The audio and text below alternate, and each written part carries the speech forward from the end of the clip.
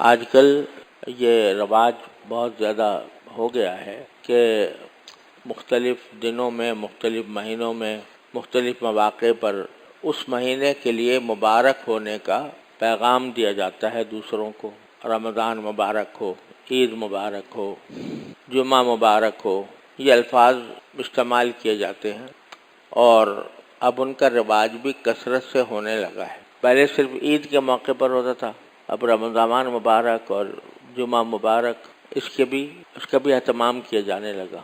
تو پہلے تو یہ سمجھ لیجئے کہ نبی کریم سرور دو عالم صلی اللہ علیہ وسلم سے ان مواقع پر مبارک باد دینا یا مبارک کہنا ثابت نہیں ہے، یا کوئی ایسی روایت نہیں آتی کہ آپ عید کے موقع پر لوگوں کو ملتے وقت عید مبارک فرماتے ہوں، یا رمضان مبارک فرماتے ہوں، یا جمعہ مبارک فرماتے ہوں۔ لہذا اس کو سنت سمجھنا تو بالکل غلط ہے، ناجائز ہے کہ سنت ادا ہو رہی، کیونکہ حضور اقدس صلی اللہ علیہ وسلم سے یہ البتہ حضور اقدس صلی اللہ علیہ وسلم سے کسی بات کے نہ ہونے کا یہ مطلب بھی نہیں ہوتا کہ وہ ناجائز ہے۔ بہت سی جائز باتیں ہیں جو حضور اقدس صلی اللہ علیہ وسلم سے منقول نہیں ہیں، لیکن جائز ہیں، سنت نہیں ہے، جائز ہیں۔ ان کو سنت قرار دے کر اگر کیا جائے گا وہ بدعت بن جائے گی، اور اگر جائز سمجھ کر کیا جائے گا تو بدعت نہیں ہوگی، یہ بھی اسی میں داخل۔ اصل میں تو یہ مبارک ہو یہ ایک دعا ہے، اور بڑی عظیم الشان دعا۔ معنی اس کے یہ ہے کہ اللہ تبارک و تعالیٰ تمہارے اندر، یا تمہارے اس عمل کے اندر، یا تمہارے اس دن کے اندر، یا تمہارے اس مہینے کے اندر، یا تمہاری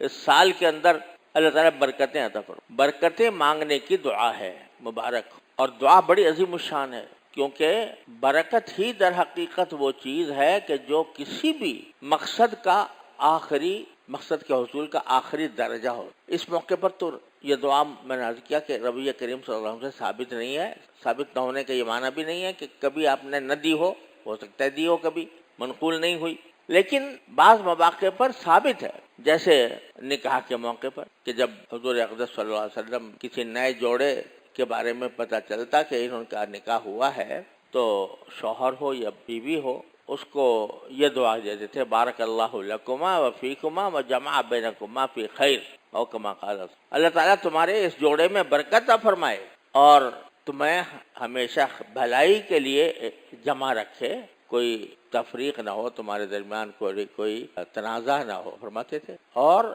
یہ بھی کہ کھانا ہے تو اس کے لیے بھی دعا منقول، کہ آپ یہ دعا فرماتے تھے کہ اللہ تعالیٰ کھانے میں برکت عطا فرمائے۔ اور یہ تو مستقل دعائے قنوت کا حصہ ہے۔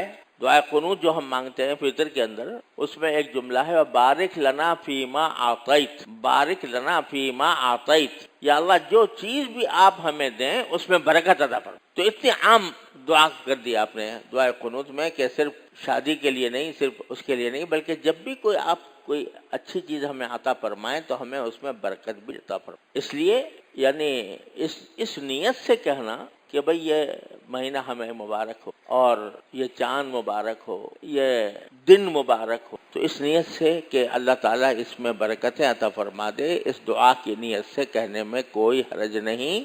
انشاءاللہ اللہ تعالیٰ اس کو قبول فرمائیں گے تو برکتیں حاصل ہوں گی۔ بس اتنی بات ہے کہ جہاں حضور سے منقول نہیں یا صحابہ کرام سے منقول نہیں، اس کو سنت نہ سمجھنا، کہ سنت کی وجہ سے کہہ رہا ہوں۔ ابھی آپ کو بیٹھے بیٹھے خیال آیا، فرض کرو کہ میں دعا کروں کہ یا اللہ مجھے آج رات کو شام کو افطاری اچھی، جائز ہے؟ نہ جائز ہے؟ جائز ہے، دعا ہے۔ لیکن اگر یہ سمجھے کہ نہیں جی یہ سنت ہے کہ ہر روز نماز سے ظہر کے بعد آدمی یہ دعا کیا کرے کہ مجھے افطاری اچھی ملے روزانہ مغرب کے بعد، یہ کہہ لے گا تو کیا ہو جائے گا؟ یہ بدعت بن جائے گا۔